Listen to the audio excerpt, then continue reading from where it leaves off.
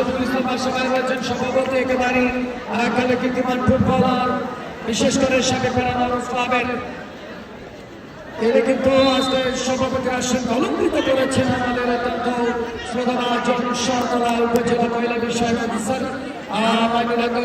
তিনি রয়েছেন।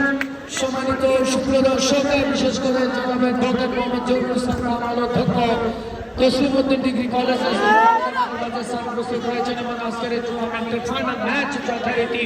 আজকের বীরগাছা ঐতিহাসিক বীরগাছা উচ্চ বিদ্যালয় খেলার মাঠে তিনি কিন্তু খেলার উদ্বোধন ঘোষণা করেছেন এবং প্রধান পৃষ্ঠপোষক